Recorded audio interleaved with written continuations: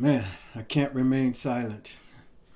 It's 4:29 in the morning and I have so many thoughts running through my mind. I don't even know where to start. I'm not crazy about putting my personal business on social media, but considering where we are as a nation and society, I can't remain silent. My first encounter with racism occurred in 1962 or 63. My mom's dad had passed, and our family was driving to Florida for the funeral.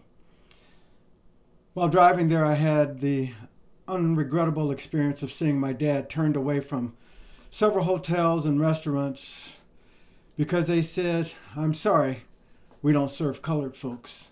I will never forget what that felt and looked like. In 1969, my dad was promoted to Chief Administrative Officer of the courthouse in Laguna Niguel.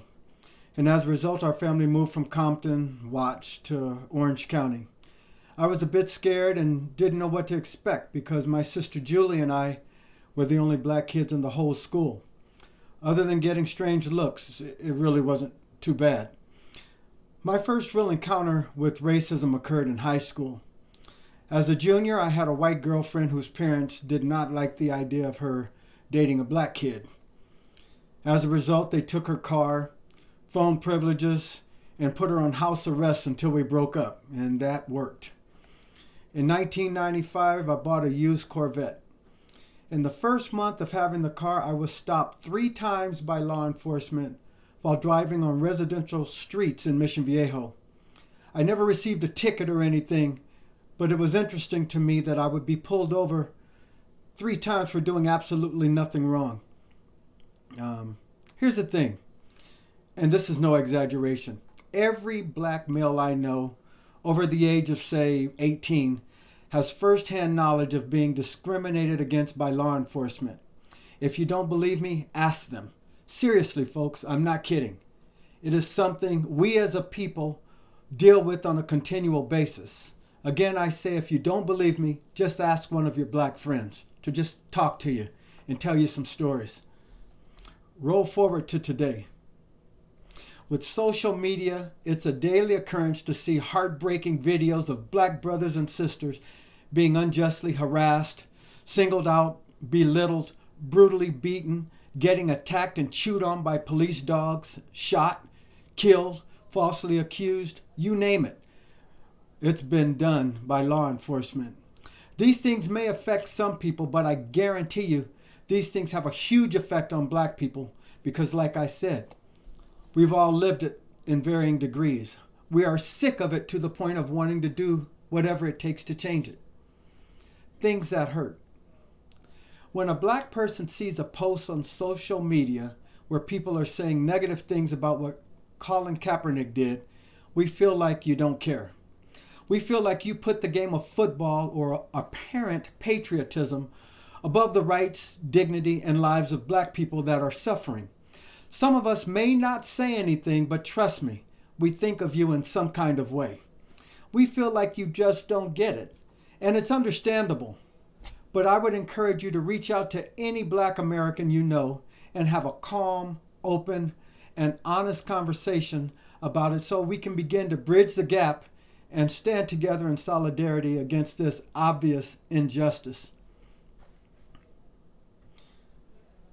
What might help? I think it starts at the top. For starters, I think President Trump should apologize for his comments about football players taking a knee. He needs to acknowledge that this is a serious injustice and applaud Colin Kaepernick for his leadership in peacefully bringing the problem to light. Look at the violence and destruction that is taking place now for the same reason. Which method do you prefer? I think law enforcement needs to change at the top as well. There needs to be serious reform and conversation there. I have some close friends in law enforcement, and they are some of the greatest men of God I know. So I am definitely not talking about all law enforcement. However, I think serious reform needs to take place. I have seen way too many minor infractions escalated to life and death situations because of macho, God complex officers profiling, harassing, verbally abusing, and belittling black individuals to the point of escalation. If an officer stands idly by while his or her fellow officer abuses someone or worse, I feel like he or she should be as much responsible for the injustice as the doer of the injustice. I've never seen any law enforcement officer stop another officer from doing anything. More accountability for the actions they take, and definitely more accountability and legal ramifications for the complaints filed against them, for starters. I'm sorry goes a long way. If people realize that they have offended someone, or if you read this and realize that you may not have been aware of what it feels like on the black side of the fence, apologize to that person. This can be a great opportunity to grow as a society from this terrible event. Pride comes before the fall. I know longtime friends that are no longer talking to each other because of how they responded to the situation. I have seen longtime close friends label the other as prejudiced because of how poorly they have responded and things that they say on social media. A white person will never know what it feels like to live in America as a black American. And a black American can only hope to someday know what it feels like to live on equal footing with a white American in America. Let's be humble and learn from each other. How do I feel about the riots? I understand the frustration of the people wanting to riot. And if it weren't for Christ in my life, I would want to do something beyond speaking words as well. Words have shown to have little or no effect in this area. Look at how we publicly shamed someone that peacefully tried to bring this problem to light. With that said, I think peaceful protesting is absolutely the thing to do. I feel that rioting and looting is 100% the wrong way to go about it. My God tells me to do unto others as I would have them do unto me. Destroying other people's property is wrong.